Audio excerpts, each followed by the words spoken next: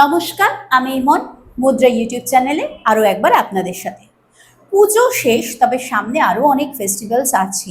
কিন্তু এই যে পুজো শেষের পরেই আমাদের সবার একটা গিল্ট ফিল হতে থাকে যে পুজোতে তো অনেক ভুলভাল খেয়ে নিয়েছি, পুজোতে এটা করলাম ওটা করলাম, কী করে আবার নিজের ডায়েটে ফেরা যায়। বা ইন বিটুইন আবার ফেস্টিভ আছে, অনেকগুলো ফেস্টিভ্যাল আছে, একটু গ্যাপ আছে, এভাবে কি যে নিজের ডায়েটটা মেনটেন করা যায়। এই সমস্ত কিছু প্রশ্নের উত্তরের জন্যে আমরা আরও একবার এনে হাজির করেছি dietician Riya Bose. Welcome to মুদ্রা ইউটিউব চ্যানেল রিয়া। আরও একবার থ্যাংক ইউ আরেকবার আমাদের সাথে আসার জন্য, এবং মানে অডিয়েন্স রিকোয়েস্টে তোমাকে আরও একবার আনা হলো সেটার জন্য। পুজো শেষ, বাট সামনে আরও নানা ধরনের ফেস্টিভ্যাল আছে। ফেস্টিভ্যাল তো চলতে থাকবে, ইন বিটুইন গ্যাপ। এই যে পুজো শেষ হওয়ার পর সবার আমাদের একটা গিল্ট ফিল হওয়া স্টার্ট হয়ে গেছে যে পুজোতে তো ভুলভাল জিনিস খেয়েছি, এবার তো ওয়েটটা মনে হচ্ছে বেড়ে গেছে, আমরা কি করে এবার আবার আগের ডায়েটে ফিরে যাব, বা এই যে ফেস্টিভ্যালের গ্যাপগুলো রয়েছে এই সময়টাই বা কি করে ব্যালেন্স করব। পুজো শেষ এবং পুজো শেষ হওয়ার পরেই যেটা হয় যে গিল্ট ফিলিং স্টার্ট, যে ওয়েট বেড়ে গেল বা প্রচন্ড আনহেলদি লাইফস্টাইল লিড হয়ে গেছে। কিন্তু এটা একটা জিনিস দেখতে পাই আমি, যে এই যে যখন আমরা একটু ট্র্যাকের বাইরে চলে যাই তারপরে যে ট্র্যাকে ফেরাটা এইটা খুব একটা ডিফিকাল্ট, মানে মনে হয় পুরো যুদ্ধ করতে হচ্ছে একদম। কিন্তু আমি বলবো যেটা, যে আমি সবসময় বলি যে যেহেতু আমি আগেও একবার বলেছিলাম কোনো একটা এপিসোডে যে আমাদের প্রত্যেকের শরীরে কিন্তু একটা বায়োলজিক্যাল ক্লক কাজ করে। তো সেক্ষেত্রে পুরো ডায়েটটাকে একদম না নষ্ট করে দিয়ে একটা প্রপার মিল টাইমিংয়ে ইনটেক করা, এটা কিন্তু ভীষণ ইম্পর্টেন্ট। এবং যখন আমরা পুজোর সময় একটু জাঙ্ক ফুড খেয়ে নিই, আমি বলবো তারপরের বেশ কিছুদিন একটুখানি যদি একটা সিম্পল হোমমেড ফুডের উপরে একটা ডায়েট প্ল্যানকে ফলো করা যায় এবং একটু কম মশলা দেওয়া খাবার দাবার, যেরকম হতেই পারে যে একটা ডিটক্স ওয়াটার আমরা সকালে ইনটেক করলাম, মাঝে সকালটা আমরা কোনো রকমের স্মুদি বা ছাতুর শরবত, যেগুলো লিকুইডের বেস্ট ডায়েট প্ল্যান হয়ে থাকে, সেরকম কিছু আমরা ডায়েটের মধ্যে রাখলাম। এবং দুপুরবেলা যেটা আমরা করে থাকি, যদি আমরা ভাত ভাবছি কেউ খাবো না, একটু ডায়েটটা মানে মেনটেন করব, একটু রুটি খেতে পারি বা যে কোনো ধরনের স্যালাড আমরা ডায়েটের মধ্যে ইনক্লুড করতে পারি। সেটা হতে পারে চিকপি স্যালাড বা চিকেন স্যালাড বা পনির স্যালাড এই ধরনের। আর রাতের দিকটা আমরা একটু স্যুপ জাতীয় কোনো কিছু খেলাম। তাহলে কি হয়, এই যে একটু আমরা জাঙ্ক ফুড খেয়ে নিয়েছি সেই ব্যাপারটা কিন্তু একটু ব্যালেন্স হয়ে যায়। মোদ্দা কথা হলো গিয়ে আমি কি খাচ্ছি সেটার দিকে আমাকে কিন্তু অবশ্যই নজর দিতেই হবে। এবং পুজো চলে যাওয়া মানে যে সবটা শেষ হয়ে যাবে এরকম তো নয়, এরপরে আরো আছে, কালী পুজো আছে, ভাইফোঁটা আছে, অনেক কিছু আছে। তো সেগুলো কিন্তু একটা দিনের জন্য। তো আমরা অনেক সময় ভাবি যে একটা দিন তো ডায়েটটাকে পুরোটা ছেড়েই দিই, কিন্তু আমি এটা বলবো যে একটা দিন ডায়েটটা পুরোটা কখনো ছেড়ে দেবেন না। Detox water is very important. ওটা তুমি যেই খাবারটাই খাচ্ছ না কেন, ডিটক্স ওয়াটার কিন্তু ডায়েটে আমাকে রাখতে হবে, এবং ওটা করতে কিন্তু বেশিক্ষণ সময় লাগে না, সব থেকে বড় কথা। তো সেটা কিন্তু যেটাই করছো না কেন ওটা অবশ্যই খাও, এবং যেটাই খাচ্ছ সেটা কিন্তু পরিমাণ মতো খাবারটা খাও। কখনোই ওভার ইটিং করে নিও না। আজকে মনে হচ্ছে হ্যাঁ বাড়িতে খুব ভালো মন্দ খাবার দাবার হয়েছে, একসাথে মাছ হচ্ছে, মাংস হচ্ছে, সমস্ত কিছু হচ্ছে, খাও, কিন্তু সেক্ষেত্রে ভাতের পরিমাণটা কম নাও। তো আমি কিভাবে ব্যালেন্স করব সেটাই কিন্তু সব থেকে বেশি ইম্পর্টেন্ট। কারণ আমি বলি ডায়েট মানে কিন্তু সব খাওয়া বন্ধ হয়ে যাওয়া, এটা কখনোই নয়। আমি পরিমাণ মতো খাবো। যদি আমি মাছ মাংস সবজি ডাল বেশি খাচ্ছি, তাহলে ভাতের পরিমাণটা একটু কম নিলে অসুবিধাটা কোথায়? আমি কম নিয়ে খেতেই পারি, কিন্তু আমি সব ধরনের খাবার কিন্তু ডায়েটের মধ্যে রাখতেই পারি। এবং যদি বলেছি আমি একটা বেলা আমার ওভার ইট হয়ে যাচ্ছে, আমি নেক্সট মিলটাকে কিন্তু আমাকে সেইভাবে ব্যালেন্স করে নিতে হবে। এবং খুব ইজি এই ব্যালেন্সটা করা, বিশ্বাস করো। মানে আমরা ভাবি যে ডায়েট মানে হয়তো খুব স্ট্রিক্ট একটা কিছু মেনটেন করতে হবে বা প্রচুর দামি দামি ফুড খাবারে ইনক্লুড করতে হবে, এরকম কিন্তু একদম নয়। ঘরোয়া একদম সিম্পল যেরকম একটা মধ্যবিত্ত ফ্যামিলিতে আমরা খেয়ে থাকি, তার মধ্যেও কিন্তু ইজিলি একটা ডায়েট প্ল্যান ফলো করা যায়। বাহ, মানে স্মার্ট চয়েসেস, একদম এই জিনিসটা কিন্তু মনে রাখতে হবে। যেমন আমরা লাইফের ক্ষেত্রে অন্যান্য বিষয়ে সেই স্মার্ট চয়েসে জোর দিই, ডায়েটের ক্ষেত্রেও কিন্তু সেই স্মার্ট চয়েসেসটা খেয়াল রাখতে হবে। এই যে তুমি স্মুদিজের কথা বললে, এখান থেকে আমার একটা কথা মাথায় এলো।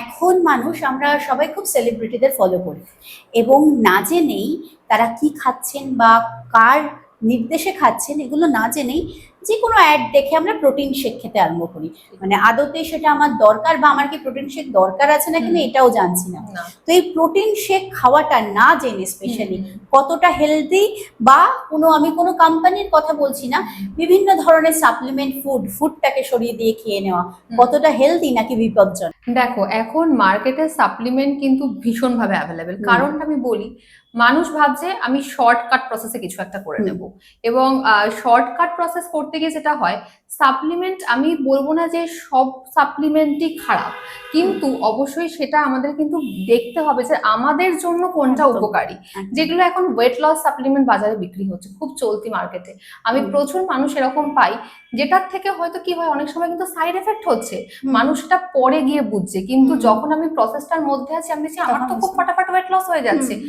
তো আমি খুব হ্যাপি যে আমার কম হুম। সময়ের মধ্যে আমি হুম। আমার টার্গেটটাকে অ্যাচিভ করে হুম। নিচ্ছি। বাট পরে যখনই সেগুলো খাওয়া বন্ধ করে দেওয়া আবার হচ্ছে, ওয়েট গেইন হয়ে আবার যাচ্ছে। যেই ওয়েটটা ফিরে আসছে বা গেন হচ্ছে, দেন তার সাথে কিন্তু অনেক মেডিকেল ইস্যু অ্যারাইজ করছে। একদম। তখন তারা হয়তো বুঝতে পারছেন যে এত দাম দিয়ে কোনো জিনিস কিনে খাওয়ার পরে সেগুলো সাইড এফেক্ট গুলো। হুম। কিন্তু আমি বলবো যে যদি আমরা এরকম সাপ্লিমেন্টই খাই, তো সেক্ষেত্রে তো আমরা বাড়িতেও লিকুইড খাবারটা খেতে পারি, একদম। মানে সেটা তো যে কোনো ধরনের স্মুদি হতে হুম। পারে বা যে কোনো ধরনের স্যুপ হতে হুম। পারে, তাহলে কেন সেই দামি সাপ্লিমেন্টটা কিনে আমাকে ইনটেক করতে হবে? ঠিক। তো এটা কিন্তু মানুষের অ্যাওয়ার হওয়াটা ভীষণ দরকার, যেটা হুম। মানুষ বুঝতে পারছে মানে না। অলরেডি একটা প্রিজারভেটিভ ওর মধ্যে রয়েছে। অ্যাড করা থাকছে, হ্যাঁ, এবং আমার জন্য আদৌ সেটা হেল্পফুল দরকার কি? কিনা সেটা হুম। আমাকে জানতে হবে। হুম। কারণ আমরা তো নর্মাল খাবার থেকেও প্রোটিন পাচ্ছি, হুম। নর্মাল খাবার থেকেও কার্বোহাইড্রেট পাই, বাট আমার ডায়েটটা কিভাবে আমি সাজাবো, সারা দিনের যে মেনু প্ল্যান, হুম। সেটা কিন্তু ভীষণ ইম্পর্টেন্ট। হুম। কারণ দেখো, কেউ হয়তো হাউসওয়াইফ, কেউ হয়তো Right. ওয়ার্কিং, তো প্রত্যেকের কিন্তু টাইমিং শিডিউল একদম আলাদা হুম। বলতে গেলে হুম। পরে। হুম। তো সেই ওয়াইজই কিন্তু আমরা চেষ্টা করি হুম।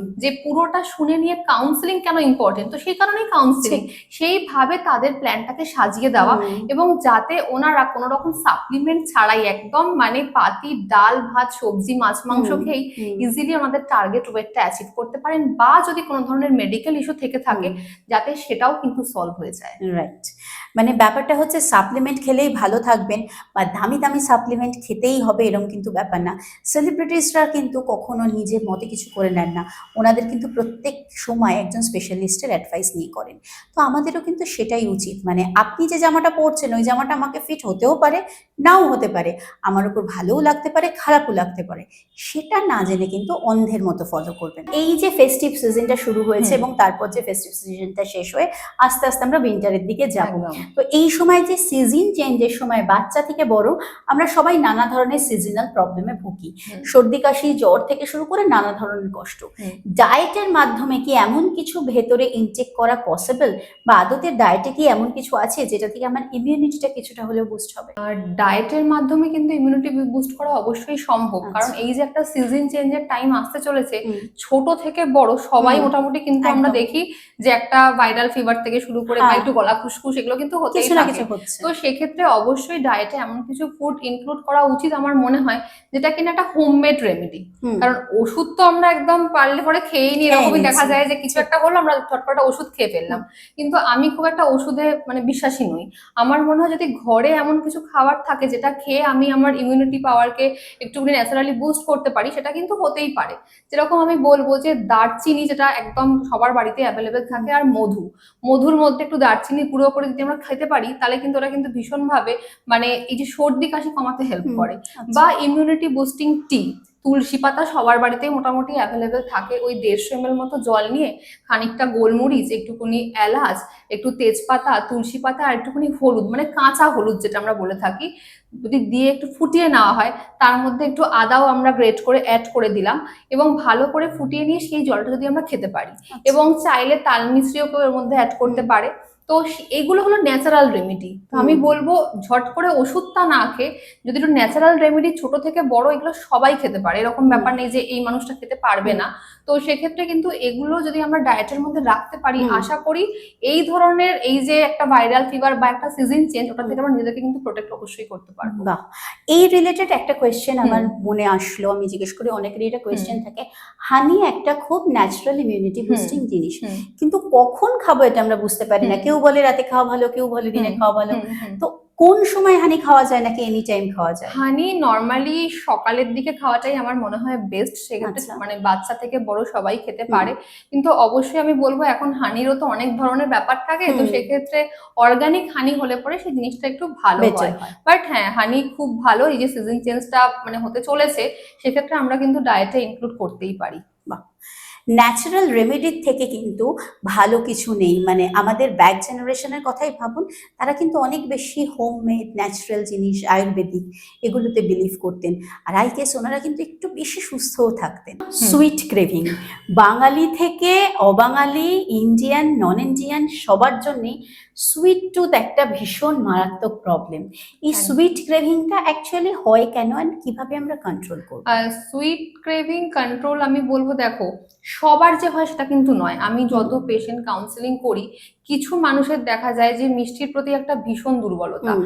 আবার একটা খুব মানে দেখা যায় যে যাদের সুগার আছে তাদের কিন্তু সুইট ক্রেভিংসটা অনেক হুম। বেশি হয়। হুম। তো আমি বলবো যে সুইট ক্রেভিংস যখন হচ্ছে, তো সেক্ষেত্রে অনেক হেলদি সুইটসও কিন্তু আছে। আচ্ছা। যেরকম আমি বলবো, ধরো যেগুলো আমরা হোমমেড লাড্ডু, হুম। যেরকম জ্যাগারি একটা ন্যাচারাল মানে সোর্স গুড়ের হুম। মধ্যে যদি আমরা কিছু ড্রাই ফ্রুটস অ্যাড করে হুম। বাড়িতেই আমরা লাড্ডু বানাতে পারি। হুম। এবং এখন দেখবে মার্কেটে বিভিন্ন ধরনের সিডস অ্যাভেলেবেল থাকে, রাইট। যেরকম পামকিন সিড, ফ্ল্যাক্স সিড, হুম। কারণ অনেকের কিন্তু পিসিওডি সমস্যায় হুম। ভুগছেন।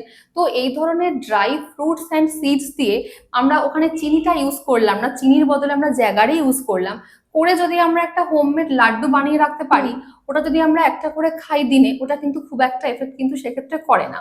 বা সুইট ক্রেভিংস হলে পরে যেরকম আমরা হ্যাং কার্ডের মধ্যে আমরা কিছুটা একটু খেজুর অ্যাড করে দিলাম, কিছু ফ্রুটস অ্যাড করে দিলাম, করে আমরা সেটাকে খেলাম, এগুলো কিন্তু অনেকটাই সুইট ক্রেভিংসকে মিটিয়ে দেয়। এবং তার পাশাপাশি অনেকেই জিজ্ঞেস করে যে ডার্ক চকলেটটা খাওয়া যাবে কিন্তু, এটা একটা মানুষের একদম। কোয়েশ্চেন থাকে। একদম। তো ডার্ক চকলেট অবশ্যই খাওয়া যায়, আমি বলবো অবশ্যই 70%-এর ওপরে হলে সেটা বেশি ভালো। কিন্তু খেতে বলছি মানে ওই একটা বার পুরোটাই নিয়ে খেয়ে বসলাম, নিলাম। পুরোটা এট এ টাইম খেয়ে নিলাম, ওইটা করলে পরে কিন্তু হবে না।